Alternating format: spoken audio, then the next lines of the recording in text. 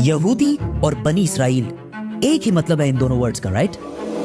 No, बल्कि ये एक बहुत बड़ी गलती है जो डेली हम सारे ही कर रहे हैं, क्योंकि यहूदी और बनी इसराइल इन दोनों वर्ड्स में बहुत बड़ा डिफरेंस है। आज से 4000 साल पहले इब्राहिम अलैहिस्सलाम फलस्तीन, जिसे उस जमाने में किनान कहा जाता था, इधर पहली बार आबाद हुए, जिधर इब्राहिम अलैहिस्सलाम के 2 बेटे हुए, इस्माइल और इसहाक। तौरात में अल्लाह ने इब्राहिम अलैहिस्सलाम के दोनों बेटों से वादा किया था कि मैं तुम दोनों को ग्रेट नेशंस, अजीम कौमें बनाऊंगा और तुम दोनों की औलाद बहुत ज्यादा नंबर्स में होगी। इस्माइल अलैहिस्सलाम फलस्तीन को छोड़कर अरब में मक्का में आबाद हुए, वी ऑल नो दैट। लेकिन इसहाक अलैहिस्सलाम अपने वालिद के साथ फलस्तीन में ही रहे। फिर इसहाक अलैहिस्सलाम के एक बेटे का नाम याकूब था, जिसे इसराइल के नाम से भी जाना जाता था। याकूब अलैहिस्सलाम के 12 बेटे थे और उन सारों के नाम ये थे। लेकिन याकूब अलैहिस्सलाम इन 12 बेटों में से सबसे ज्यादा मोहब्बत अपने बेटे यूसुफ अलैहिस्सलाम से करते थे, जिसकी वजह से बाकी भाई यूसुफ अलैहिस्सलाम से बहुत जेलस होते थे। फिर आगे जो हुआ वी ऑल नो दैट, और यूसुफ अलैहिस्सलाम मिस्र, इजिप्ट के वजीर आजम बने।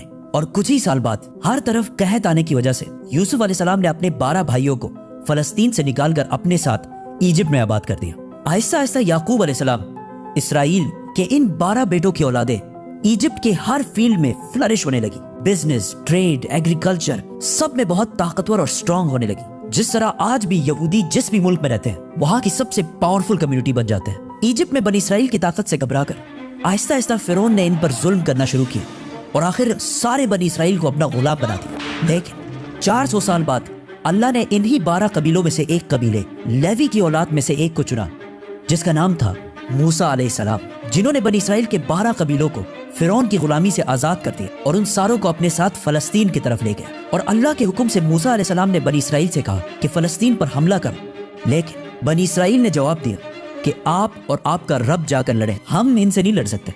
और ये इतनी सख्त बात उन्होंने इसलिए की क्योंकि मूसा अलैहिस्सलाम की फौज में उस वक्त जितने भी बनी इसराइल के लोग थे वो बचपन से ही फिरौन की गुलामी में बड़े हुए थे, जिसकी वजह से उनका जिस्म ही नहीं बल्कि उनकी सोच भी गुलामों जैसे बन गई थी। मतलब बिल्कुल एक बेगैरत कौम बन चुके थे, जिस पर अल्लाह ने 40 साल तक इन्हें इस डेजर्ट में रहने की सजा दी। 40 साल ही क्यों?